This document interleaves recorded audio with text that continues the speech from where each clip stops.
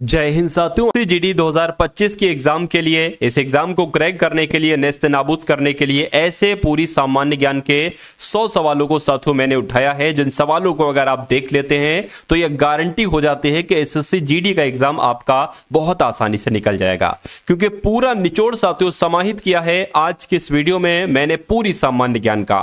तो साथियों क्लास यहां पर अगर बात करें 100 सवाल होंगे पूरी सामान्य ज्ञान के, और बहुत तेजी के, सिर्फ साथियों 20 से 25 मिनट में इन 100 सवालों को मैं आपको करवाऊंगा। बस इन सवालों को आपको देखते जाना है साथियों, आपके मनोमस्तिष्क में ये खुद ब खुद स्टोर होते रहेंगे। तो पहला सवाल है, देखिए जो संसद है ये संसद का हिस्सा नहीं है। संसद तीन चीजों से मिलकर बनी है। संसद राष्ट्रपति से मिलकर बनी है, लोकसभा से मिलकर बनी है, राज्यसभा से मिलकर बनी है, लेकिन विधान परिषद से मिलकर नहीं बनी है। तो संसद के तीन एक तरीके से भाग हो सकते हैं, राष्ट्रपति, लोकसभा, राज्यसभा। उसके बाद देखिए भारत का राष्ट्रीय वृक्ष साथियों कौन सा है मुझे बताइए। तो बरगद, आप लोग बचपन से आपको पता होना चाहिए कि भारत का राष्ट्रीय वृक्ष कौन सा है साथियों, बरगद है। अगला सवाल देखिए कि विश्व स्वास्थ्य दिवस साथियों कब मनाया जाता है। तो विश्व स्वास्थ्य, देखिए स्वास्थ्य में सा आ रहा है और 7 अप्रैल ही इसका राइट आंसर हो जाए, यानी कि 7 से स्वस्थ और 7 से 7। तो 7 अप्रैल को विश्व स्वास्थ्य दिवस मनाया जाता है। गुप्तकालीन शासक को कविराज कहा जाता था, यानी कि किस गुप्तकालीन शासक को कविराज कहा जाता था। तो मैं कहूंगा समुद्रगुप्त को क्या कहा जाता था, कविराज कहा जाता था, जिनका भी आंसर सी मैं कहूंगा बिल्कुल करेक्ट है। चलिए उसके बाद देखिए साथियों एक संस्कृत का नाटक है जिसका नाम है नागानंद। इस नागानंद की रचना साथियों किसके द्वारा की गई थी मुझे बताइए। तो किसके द्वारा की गई थी, हर्षवर्धन के द्वारा की गई थी, जिनका भी आंसर यहां पर बी है, मैं कहूंगा बिल्कुल करेक्ट है। अगला सवाल देखिए कि किसके शासनकाल में हेनस्वांग भारत आया था मुझे बताइए। तो ये तो साथियों हर्षवर्धन के शासनकाल में आया था। क्या हेनस्वांग एक साथियों चीन में रहता था, चीनी का यात्री था। तो ये साथियों जो ना हर्षवर्धन के शासनकाल में अपने भारत आया था।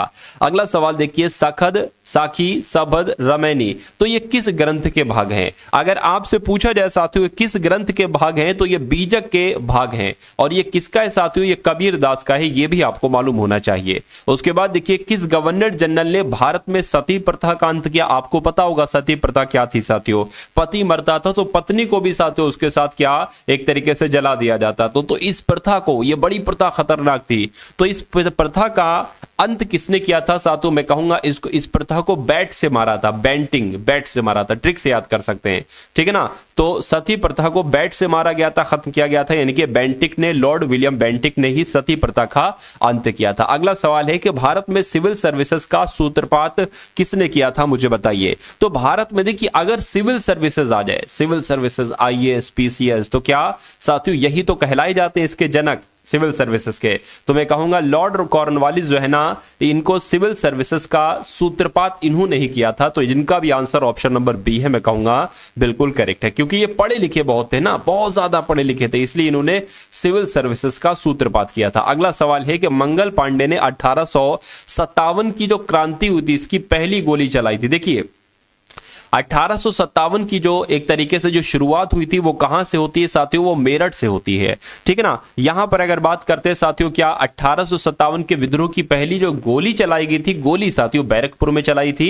किसने चलाई थी, मंगल पांडे ने चलाई थी। नेक्स्ट नंबर का सवाल है कि नए भारत का पैगंबर किसे कहा जाता है। तो नए भारत का पैगंबर किसे कहा जाता है साथियों, राजा राम मोहन राय को कहा जाता है। क्या नए भारत का पैगंबर, यह क्वेश्चन बहुत इंपॉर्टेंट है और आपके एग्जाम में साथियों आएगा, देख लीजिए इस सवाल को।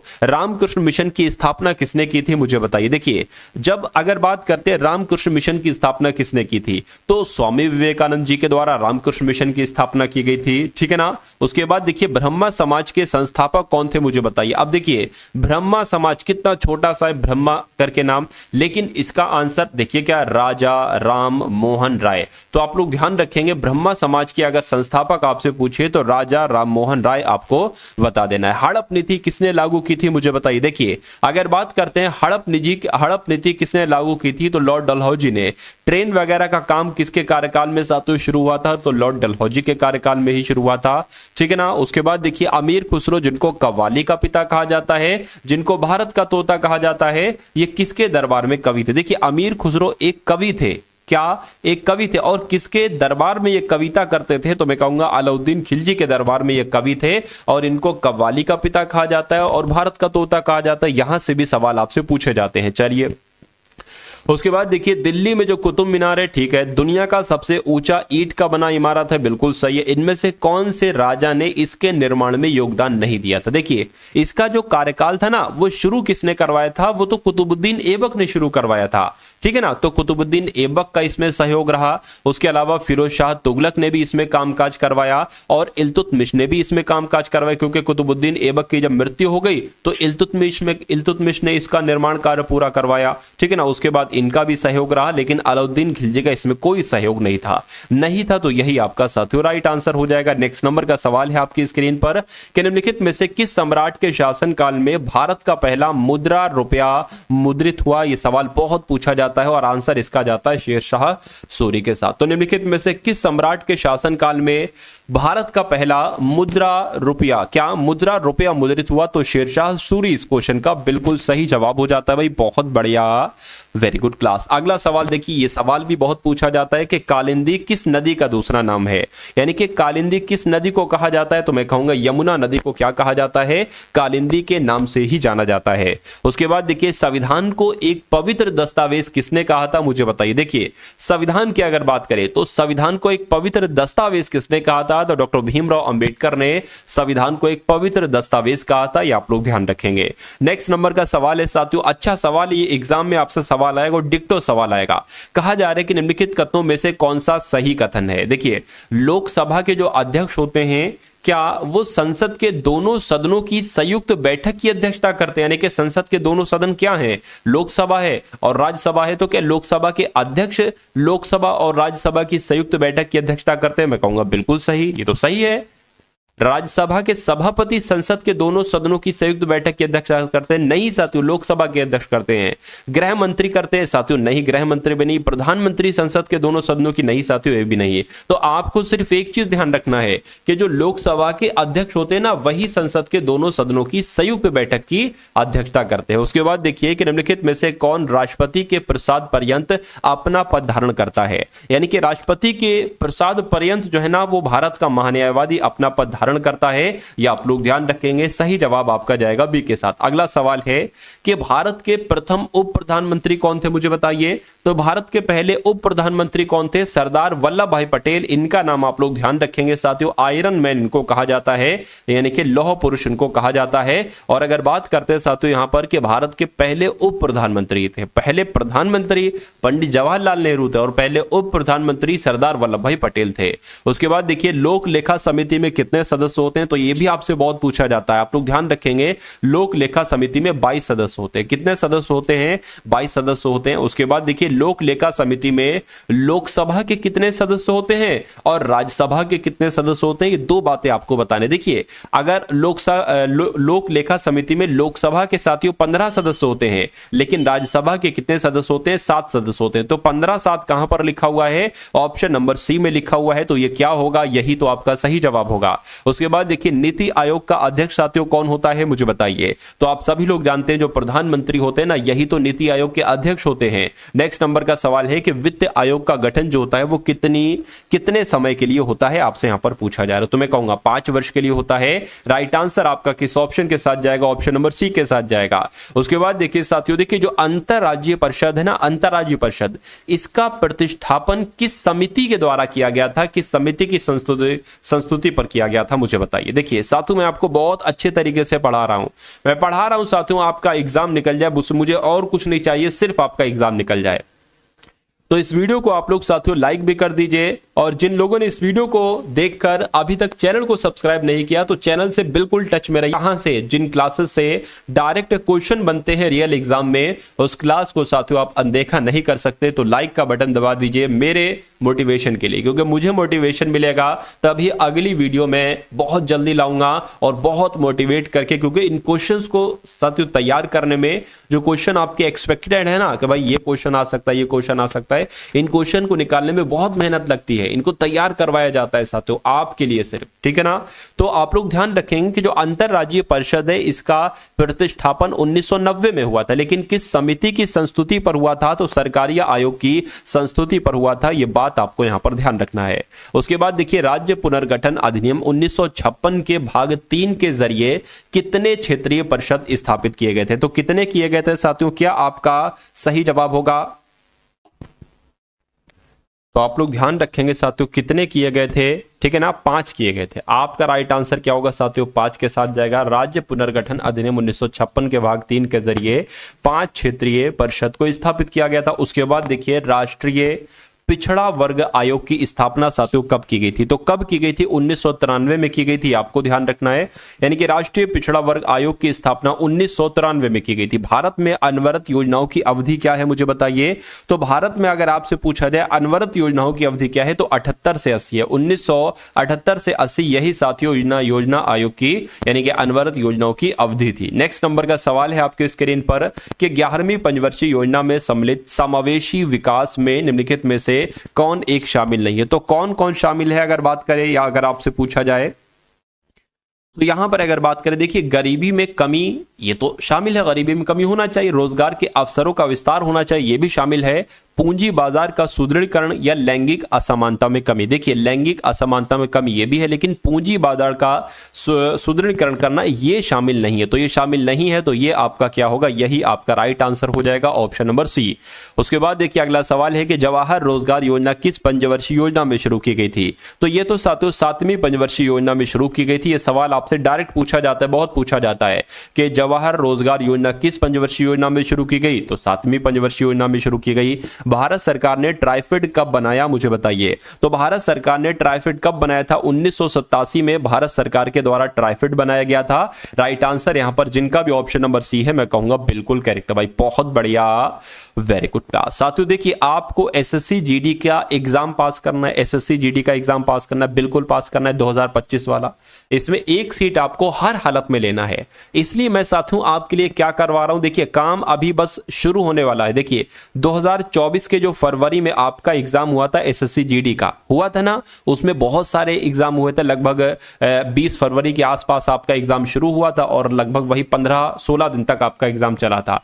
तो इन 15-16 दिन में जितनी भी शिफ्ट हुई साथियों, सभी शिफ्ट, इस शिफ्ट की अगर बात करें इसमें रीजनिंग भी थी, इसमें हिंदी थी, इसमें जीएस थी, इसमें मैथ थी, पूरा सॉल्यूशन मैं तैयार करवाऊंगा, यानी कि पूरा solution, question solution shift wise, यानी कि जितनी भी शिफ्ट होंगी उनका सॉल्यूशन। और उसके अलावा साथियों मैं क्या करूंगा, 2023 वाला पेपर था आपका एसएससी जीडी का, इसकी भी साथियों सारा शिफ्ट का सॉल्यूशन, मतलब पूरा एक बहुत अच्छे तरीके से आपको पीडीएफ में बनवाने वाला हूं। और मेरा मानना है कि अगर इस पूरी पीडीएफ को आप लगा लेते हैं, इसका रीजनिंग का हर एक कॉन्सेप्ट लगा लेते हैं, हिंदी का हर सवाल लगा लेते हैं, जीएस का हर सवाल लगा लेते हैं, मैथ हर कॉन्सेप्ट लगा लेते हैं, तो मेरा मानना है कि यहां से बाहर आपका पेपर नहीं जाएगा। क्योंकि जो भी एग्जामिनर होते हैं ना, वो क्वेश्चन कहां से लेते हैं भाई, जो उन्होंने तैयार कर रखे हैं एसएससी जीडी में पिछली बार, उनको उठा के डिक्टो सातु ले लेते, कभी कभी थोड़ा बहुत चेंजेस कर देते, नंबरिंग वगैरह का चेंज कर देते हैं। बाकी क्योंकि यही क्वेश्चन की तादाद बहुत हो गई, तो अब नए क्वेश्चन बनाना उनके लिए पॉसिबिलिटी नहीं। अगर वो बनाना भी चाहे ना,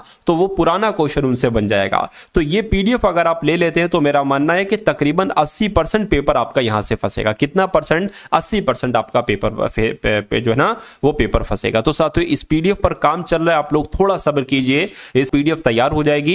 वैसे किसी वीडियो में मैं आपको बता दूंगा वीडियो के बीच में कि भैया हाँ वो पीडीएफ तैयार हो गई है, आप जाकर वहां पर ले लीजिए, ठीक है ना। तो बस थोड़ा सा सब्र कीजिए, कुछ दिन और इंतजार कीजिए, आपकी वो पीडीएफ साथियों आपके पास हो जाएगी। अगर उस पीडीएफ को लगा लिया तो मेरा मानना है कि उससे बाहर आपका पेपर किसी भी हालत में नहीं जा सकता। अब इस सवाल की अगर बात करें, यहां पर अगर बात करें साथियों, क्या लिखा हुआ है कि किस पंचवर्षीय योजना के मॉडल को निवेश योजना आयोग का मॉडल कहा जाता है। तो 5वीं पंचवर्षीय योजना को निवेश योजना मॉडल आयोग का मॉडल कहा जाता है। उसके बाद देखिए 1924 में किस समिति की सिफारिश ने रेल बजट को आम बजट से अलग किया था। तो अगर बात करते हैं यहां पर एकवर्त समिति का नाम आप लोग ध्यान रखेंगे, एकवर्त समिति ने 1924 में इसकी सिफारिश ने, एकवर्त समिति की सिफारिश ने ही रेल बजट को आम बजट से अलग कर दिया था। नेक्स्ट नंबर का सवाल है कि किस वस्तु या सेवा कर को, यानी कि किसी वस्तु या सेवा पर जीएसटी लागू नहीं होता, किस पर लागू नहीं होता, ये आपसे यहां पर साथियों पूछा जा रहा है। देखिए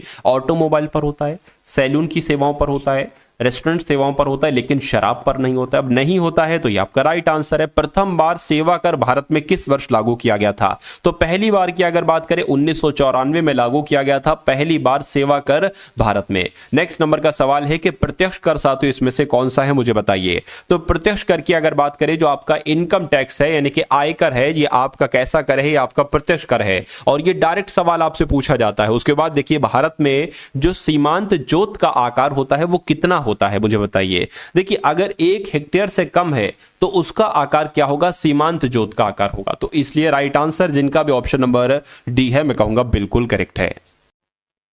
नेक्स्ट नंबर का सवाल है कि राष्ट्रीय कृषि अनुसंधान प्रबंधन एकेडमी ये साथियों कहां पर स्थित है? अगर एग्जाम में सवाल आए तो हैदराबाद आपको बताना है क्योंकि राष्ट्रीय कृषि अनुसंधान प्रबंधन एकेडमी हैदराबाद में स्थित है।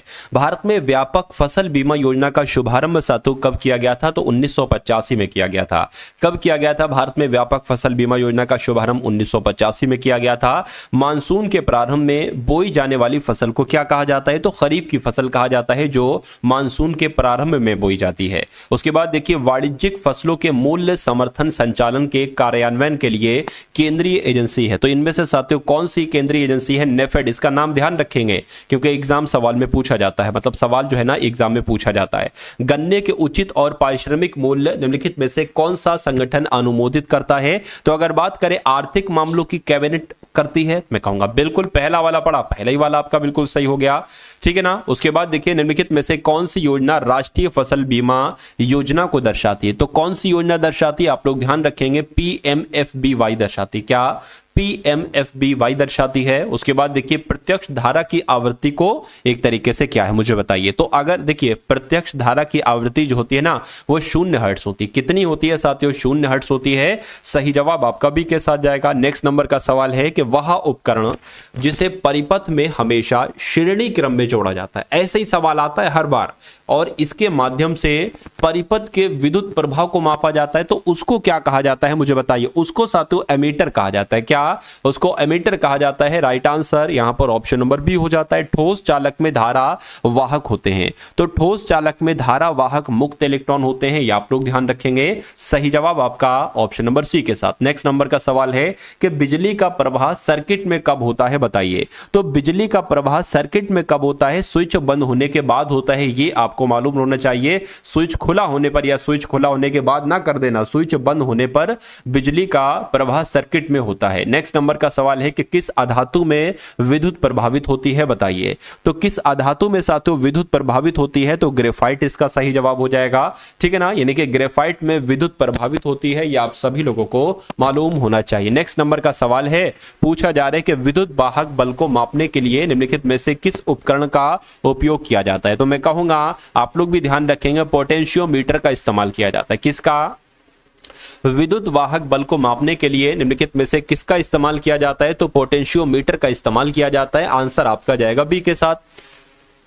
नेक्स्ट नंबर का सवाल है कि इनमें से कौन सी धातु सर्वोच्च चालकता वाली धातु है? तो इनमें से कौन सी धातु सर्वोच्च चालकता वाली धातु है? मैं कहूंगा साथियों चांदी है, ये आपका बिल्कुल करेक्ट आंसर हो जाएगा। अगला सवाल देखिए, अपनी आंखों को स्वस्थ रखने के लिए हमें आहार में इसे सम्मिलित करना चाहिए। किसे हमें आहार में सम्मिलित करना चाहिए? तो विटामिन ए को साथियों हमें सम्मिलित करना चाहिए अगर हमें अपनी आंखों को एक तरीके से ठीक रखना है, नजर वगैरह में सब कुछ ठीक रखना है।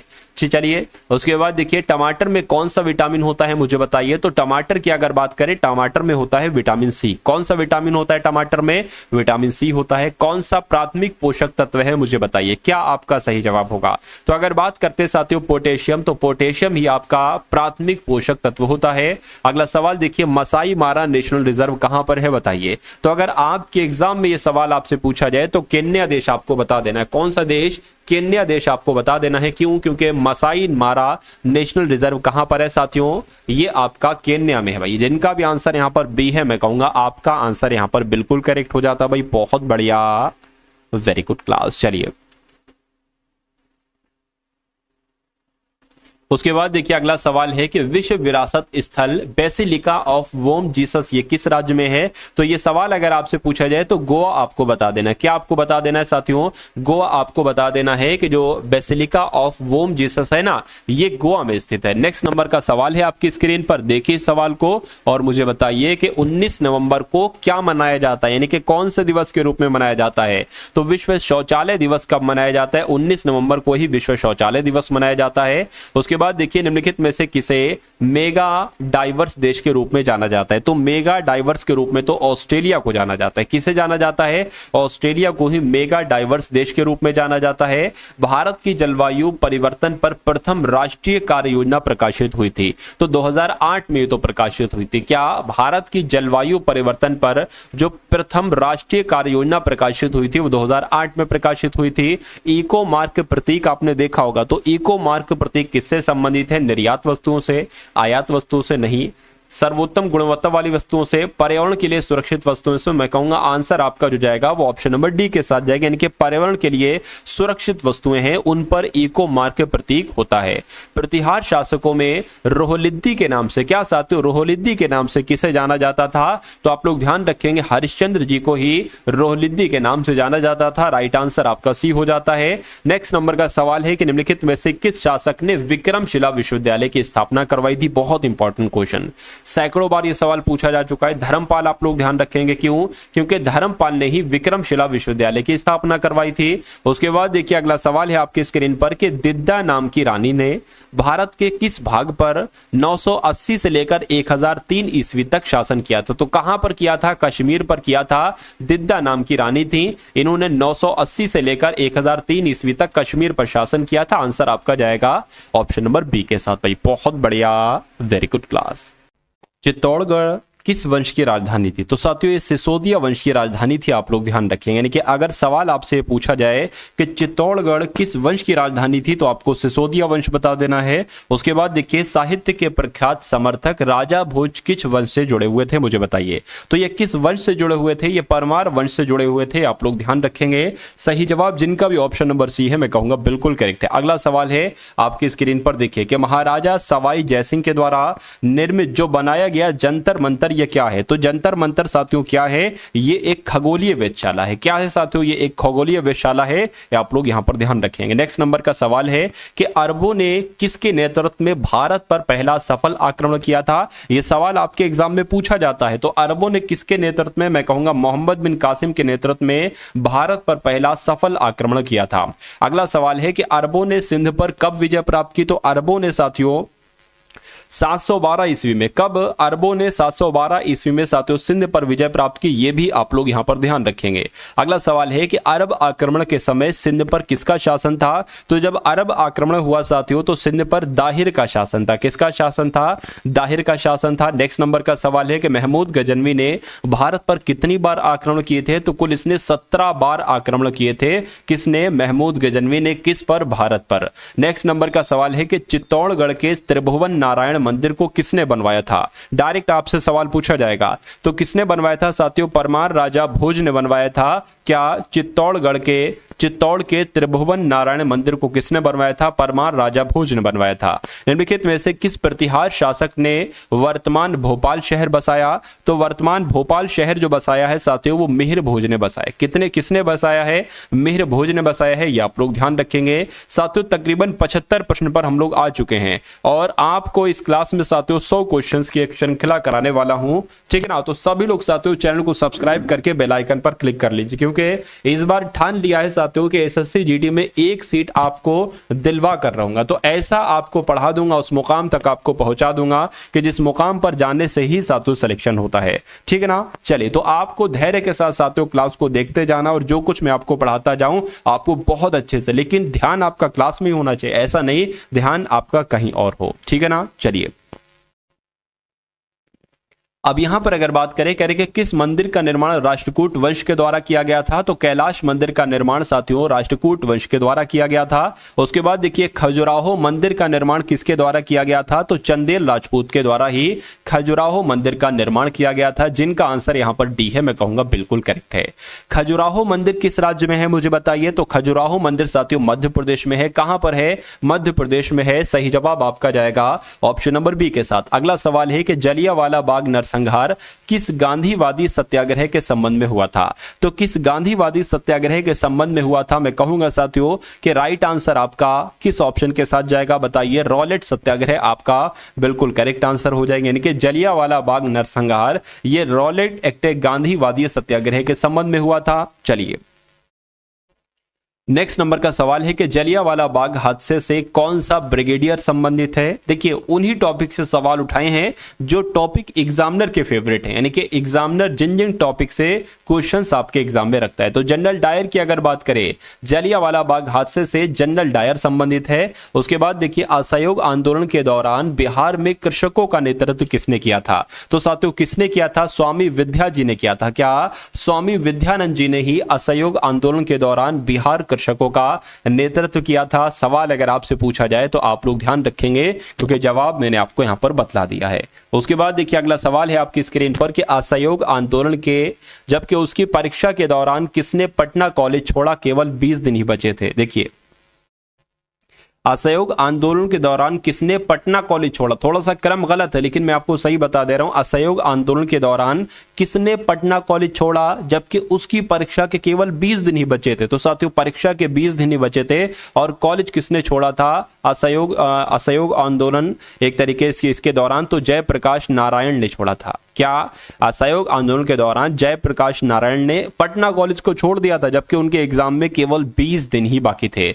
उसके बाद देखिए काकोरी ट्रेन डकैती एक्शन में किन क्रांतिकारियों को फांसी की सजा दी गई थी, तो किसको साथियों फांसी की सजा दी गई थी, राम प्रसाद बिस्मिल और अशफाक उल्ला खां को काकोरी ट्रेन डकैती एक्शन में फांसी की सजा दी गई थी। उसके बाद देखिए अगला सवाल है कि निम्नलिखित में से कौन काकोरी षड्यंत्र केस के से संबंधित नहीं था। देखिए कौन कौन संबंधित है, क्या काकोरी ट्रेन एक तरीके से अगर बात करते हैं काकोरी षड्यंत्र केस से कौन संबंधित नहीं था, तो अगर बात करें देखिए राम प्रसाद बिस्मिल संबंधित थे, राजेंद्र लाहिड़ी संबंधित थे, अशफाक उल्ला खां संबंधित थे, लेकिन सूरसेन संबंधित नहीं थे। ये सवाल आपसे कई बार सैकड़ों बार साथियों पूछा जा चुका है, कौन संबंधित नहीं, तो सूरसेन एक आंसर होगा, उसको आपको लगा देना है, ठीक है ना। सामाजिक वानिकी और पर्यावरण पुनर्वास केंद्र भारत के निम्नलिखित में से कहां पर है, तो ये कहां पर है साथियों, आप लोग ध्यान रखेंगे, ये प्रयागराज में। क्या प्रयागराज में है, सामाजिक वानिकी और पर्यावरण पुनर्वास केंद्र कहां पर है, प्रयागराज में है, इतना आपको ध्यान रखना है। उसके बाद देखिए भारत के किस राज्य में प्रदेश राजमार्ग की लंबाई सर्वाधिक है,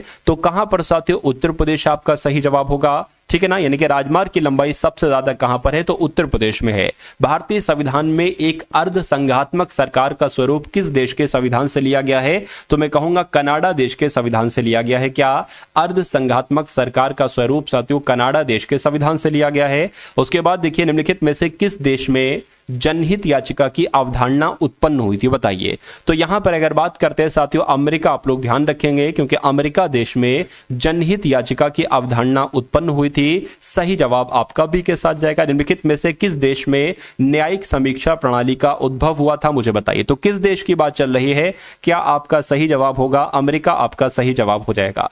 यानी कि सबसे पहले किस देश में न्यायिक समीक्षा प्रणाली उद्भव हुई थी, तो मैं कहूंगा अमेरिका में हुई थी। अगला सवाल है कि संविधान की संकल्पना का उद्भव सबसे पहले निम्नलिखित में से किस देश में हुआ था, तो मैं कहूंगा ब्रिटेन में हुआ था। राइट आंसर आपका किस ऑप्शन के साथ जाएगा, ऑप्शन नंबर सी के साथ जाएगा। अगला सवाल है जो कि बहुत इंपॉर्टेंट है, कह रहे कि संविधान में अन्य देशों से उधार लेने की विशेषताओं की आलोचना करते हुए किसने कहा था, संविधान के मौलिक विचारों के संदर्भ में किसी को भी कोई विशेष अधिकार नहीं है। अब देखिए यहां पर अगर बात करें, ये बात साथियों डॉक्टर भीमराव अंबेडकर ने, क्योंकि आपको भी पता है संविधान में अलग अलग चीजें अलग अलग देशों से उधार ली गई हैं, अलग अलग देशों से ली गई हैं। तो कहा था इन्होंने ही, सब भीमराव अंबेडकर ने, कि संविधान के मौलिक विचारों में संदर्भ में किसी को भी कोई विशेष अधिकार नहीं है। ये किसका कथन था, डॉक्टर भीमराव अंबेडकर का कथन था। उसके बाद देखिए भारतीय संविधान के अंतर्गत वैधानिक सत्ता का अधिकार किसे प्राप्त है, तो किसे प्राप्त है साथियों, ये भी आप लोग ध्यान रखेंगे, ये अधिकार संसद को प्राप्त है। किसे ये अधिकार प्राप्त है?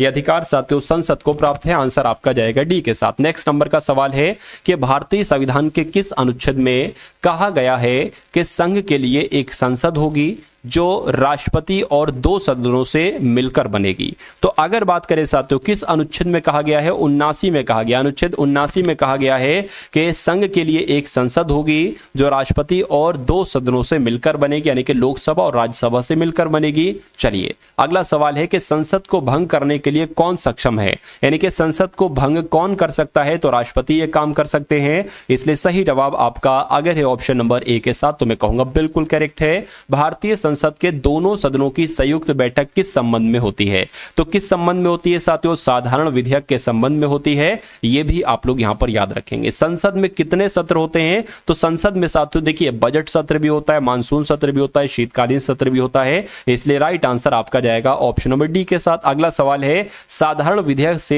साधारण विधेयक के संबंधित गतिरोध को दूर करने के लिए संसद के दोनों सदनों की संयुक्त बैठक कौन बुलाता है? मुझे बताइए। तो कौन बुलाते हैं? राष्ट्रपति बुलाते हैं। सही जवाब जिनका भी जो लोग भी ऑप्शन नंबर ए के साथ है, मैं कहूंगा बिल्कुल करेक्ट है।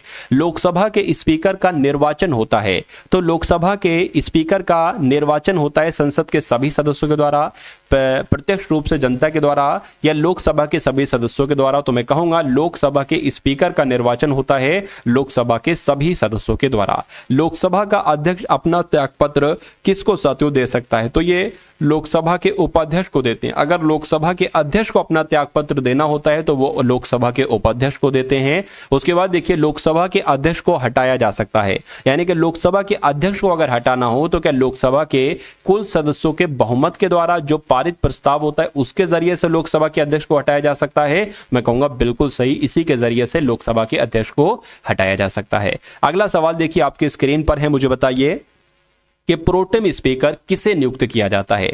प्रोटेम स्पीकर की अगर बात करें, पिछली लोकसभा के अध्यक्ष को नियुक्त किया जाता है? मैं कहूंगा नहीं।